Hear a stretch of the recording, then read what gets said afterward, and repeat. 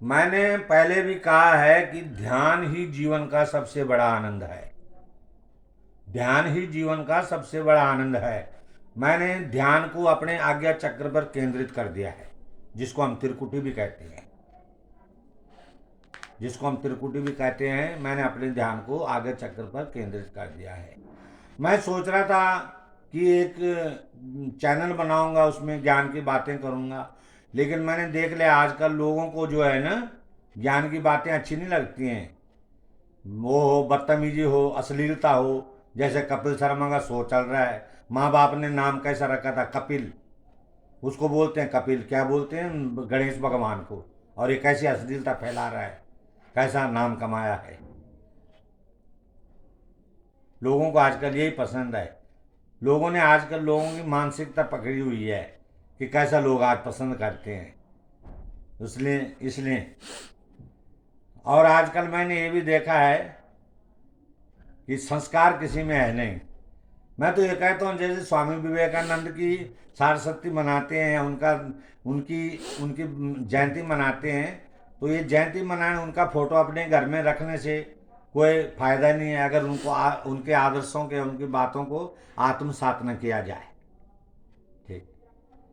आज आज आज वैसे स्वामी विवेकानंद, मैं भी बहुत रो लिया, मैं भी।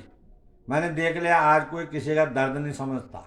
स्वामी विवेकानंद अपने गरीब, अपने देशवासियों के लिए रोते रोते चले गए। हाइपर टेंशन की बीमारी थी उनको, 33 बीमारियों से मैंने पढ़ा था कहीं अखबार में कि वो 33 अपने देश के लिए रोते थे। लेकिन बाद में उन्होंने बोल दिया कि बहुत रो लिए, अब बहुत रो लिए, अब नहीं रोना।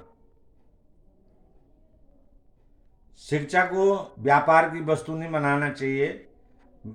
शिक्षा को व्यापार की वस्तु नहीं बनाना चाहिए। जहां तक हो, आज मैंने देख लिया, अगर आत्मसत्ता को यदि ईश्वर का है, ईश्वर आपके मन में है, कोई मन में जगा के बैठा है, कोई बुला के बैठा हुआ है। ईश्वर मन में है, लेकिन उसको जगाना पड़ता है। हर किसी का बस का नहीं है जगाना, बहुत मेहनत करनी पड़ती है, बहुत बहुत मंथन करना पड़ता है, चिंतन करना पड़ता है। आत्मसत्ता को यदि परिष्कृत कर दिया जाए, वही परम सत्य, परमात्म सत्ता में विकसित हो जाती है। महात्मा बुद्ध जी ने, भगवान बुद्ध जी ने कहा था कि अगर इंसान थोड़ा बहुत परमात्मा के बारे में जानता तो सोचता कि मैंने बहुत कुछ जान लिया, और इतना जान लिया कि परमात्मा को जान लिया। नहीं, महात्मा बुद्ध ने कहा है, अगर जानना ही है तो उस परमात्मा के बारे में नहीं, अपने बारे में देखिए। अपने, जो तुम्हारा अंतरतम अंतर्मन, जो अंधेरे अंधेरे अंधेरा, जिसमें अंधेरा, वो प्रकाशित हो जाए, वो प्रकाशित हो जाए, तुम्हारी दृष्टि बदल जाए, तो तुम्हारी दृष्टि बदल जाए, तुम्हारी सोच बदल जाए, तो फिर बोलना ही थोड़ी पड़ेगा। फिर फिर बोलना थोड़ी पड़ेगा। लेकिन हाँ, वैसे तो संत कबीरदास जी ने ये भी कहा है कि जो अपने सहज स्वरूप में डूबा रहता है वही सच्चा ज्ञानी है। कई संतों ने तो उपदेश देने के चक्कर में मार भी खा रखी है। ठीक। उपदेश देने के चक्कर में मार भी खा रखी। सबसे सच्चा साथी आपका सदविवेक है। आपका सदविवेक है अगर, तो आप अच्छे गुणों को धारण कर सकते हैं, और अपनी जो तुम्हारे अंदर बुराइयां हैं, जो विकार हैं, उनको दूर कर सकते हो।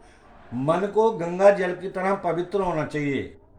निर्मल निर्मल मन जन सो मोहे पावा, मोहे कपट छल छिद्र न भावा।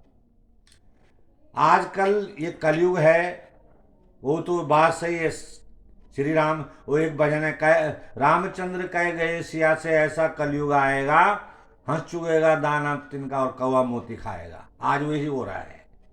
जो चालाक और चतुर आदमी हैं वो ऐश कर रहे हैं, वो ऐश कर रहे हैं। आज मैंने हर फील्ड में देखा है, अगर कोई आदमी आगे जाने की सोचता है तो उसकी हर कोई टांग खींचने लग जाता है, एक दूसरे की टांग खींच।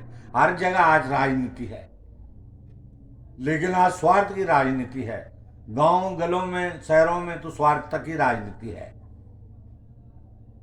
स्वार्थ की राजनीति है। ये राजनीति में बहुत वो है, स्वार्थ। चलो बस कर, अब तो बस चुप करो, हो बहुत जाए। है। बाकी कल डालूंगा।